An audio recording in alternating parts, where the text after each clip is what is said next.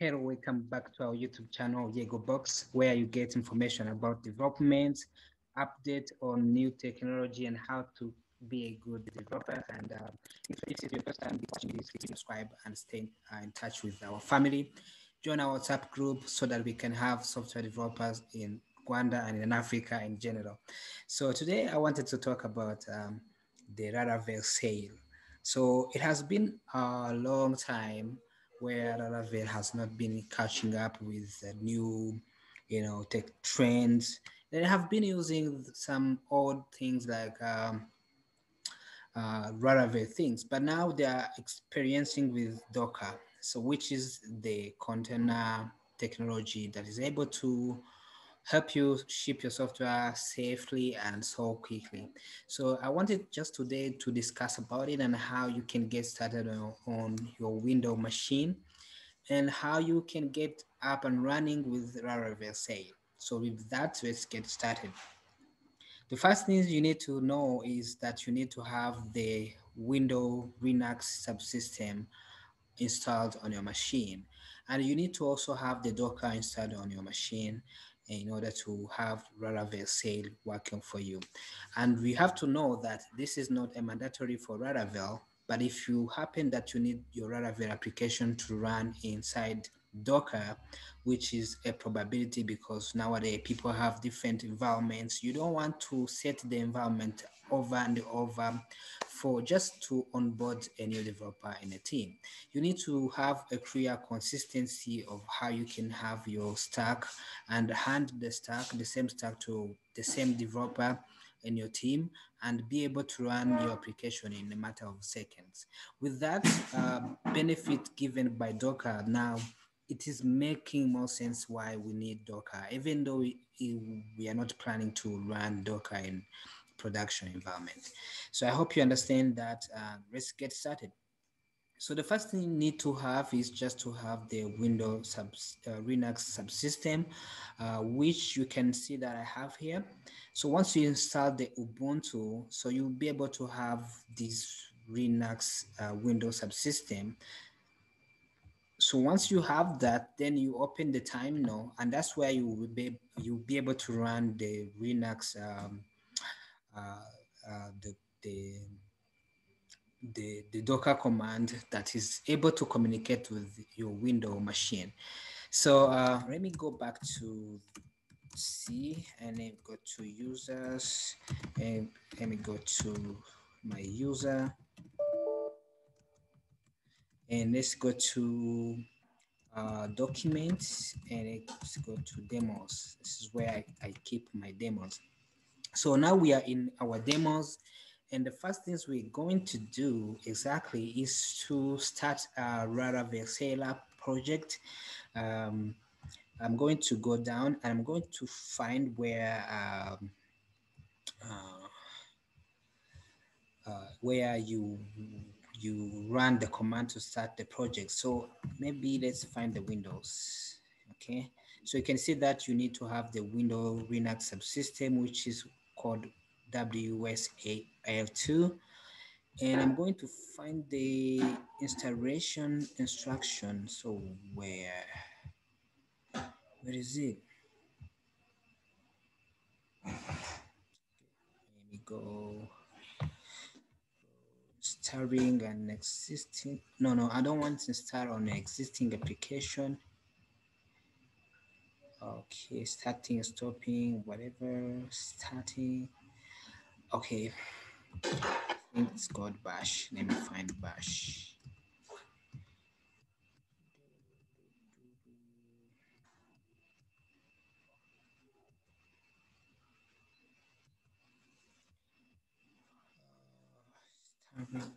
Okay, let me Google it. I don't see how to get started. Getting started. What I'll say installation. So I think the website is a little bit confusing, but I think we got it here. Installation. So that's it.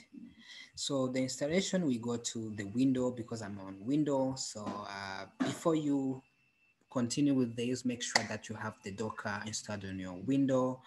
and there is some specification required for you to have the Docker on your machine. I'm not going to go through that. I'm going to just jump right to the solution. So I'm going to copy this command and I'm going to go to my WSL terminal and I'm going to paste this and I'm going to change the app from the example app to demo 12, call that. So this is going to create a project called demo 12 and it's going to be a Laravel project, but on top of that, there will be a support of Docker. With that installation being done, so I'll be back just explain to you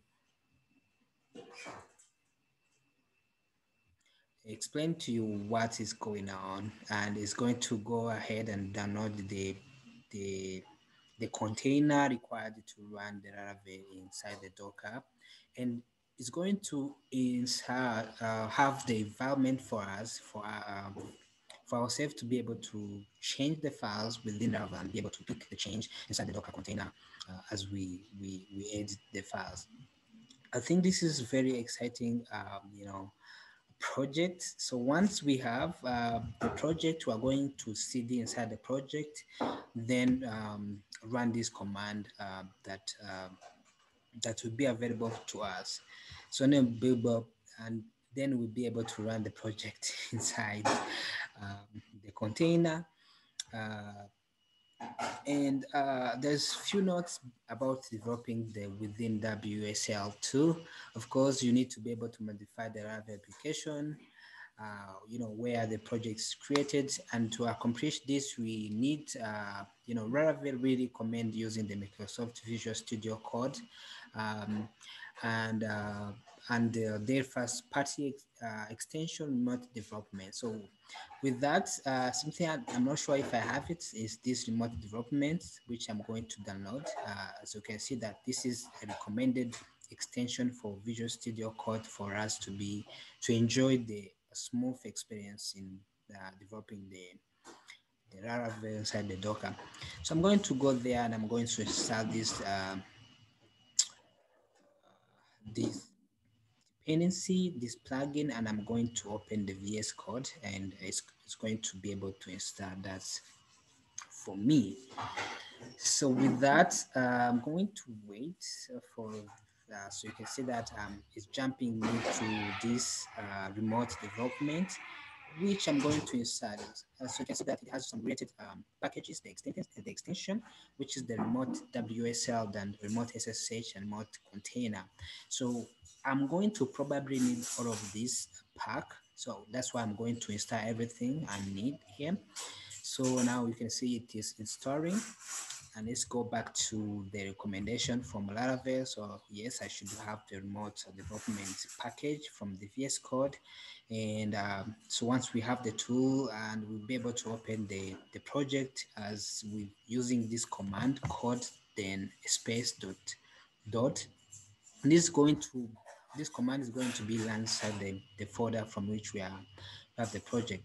So let's check if the installation is done. It's not yet done. You can see that it's pulling different containers that Laravel is going to depend on.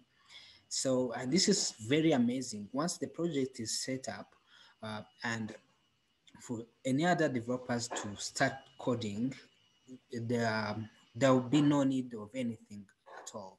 Once the project is configured, in onboarding a developer, sometimes you need to have like knowing, setting up the database, setting the environment, and sometimes you have the staging environment and you have the production environment, and I remember from a team where I have been involved with previously, we had different environments, and as at every time when we want to change one environment, we need to remember every time what what are the information that is required for that environment, and sometimes we forgot what are the environment variables for that specific stage, and it caused a lot of problems in production and in our development for ourselves, because sometimes we needed to have this muscle memory to keep up with the environments we have and how do we use that.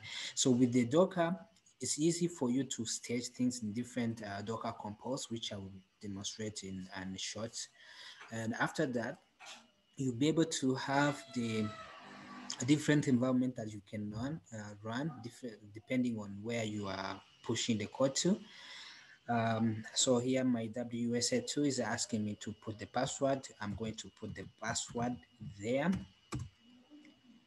I hope I wrote the password correctly because I almost forget. I always forget my password inside the WSA Linux system. So I think it's just going to work and I'm ready to rock. So I'm going to run this command suggested here. Let me go back. Okay.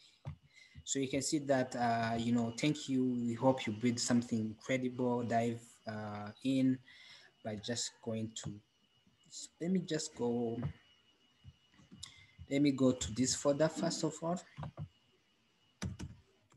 And I'm going to run the code editor, which we have available to us. So now you can see that because I have used this, remember if you don't know where I'm getting this, I'm just following these tutorials here. I will just run this command.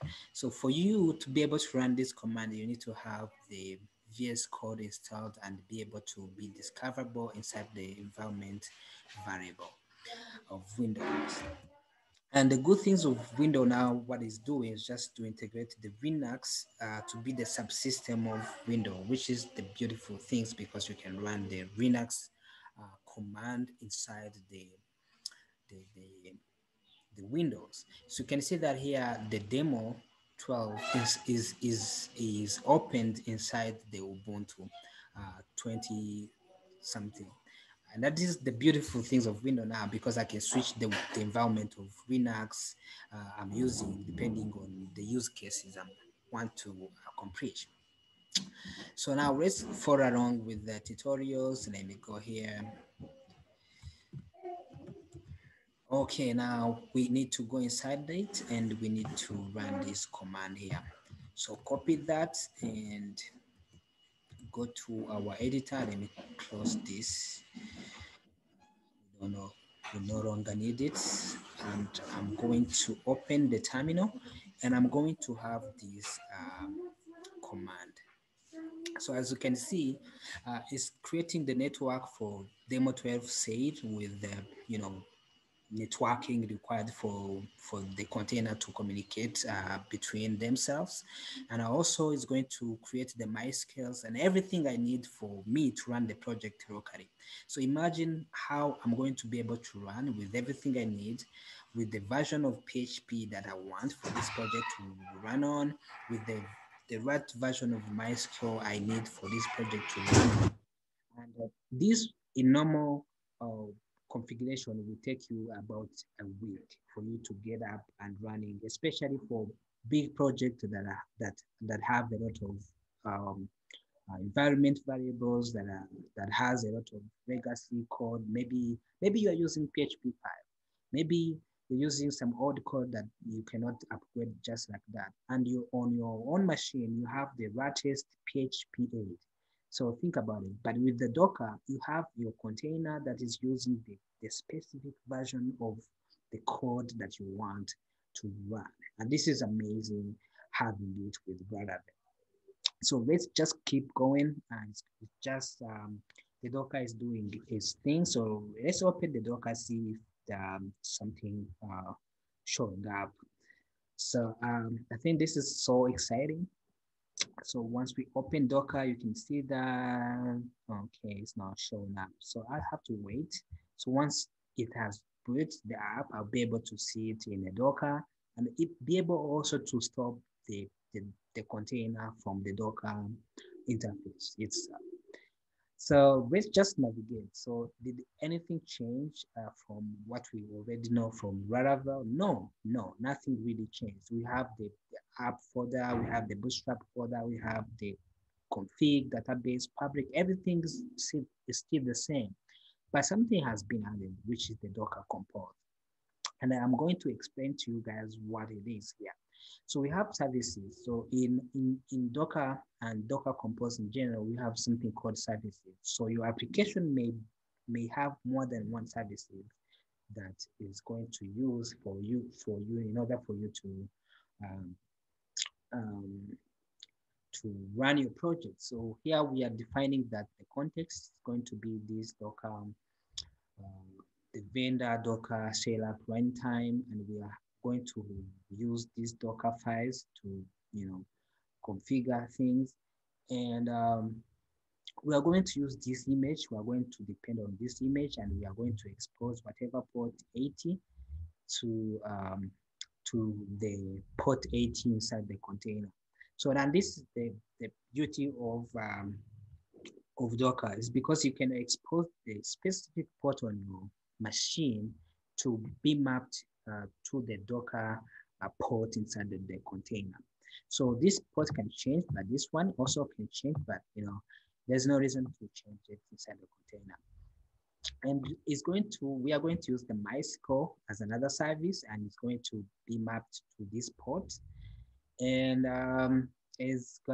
so I think they added this negative because sometimes you may be having the MySQL running on your PC, and sometimes MySQL listens to these different ports. So once you put negative, it doesn't conflict with the existing port, which is the clever things that Laravel has done so far. So, and we are going to have our Redis. This is the beauty things that I'm going to show you. So if you use Laravel in your daily development, you already know that having the Redis running on your Windows is almost impossible. But now with the Docker, now you can have the Redis and everything you want to run on your machine. And so we're going to use this made hog. I don't know what it is, but I will figure it out very soon.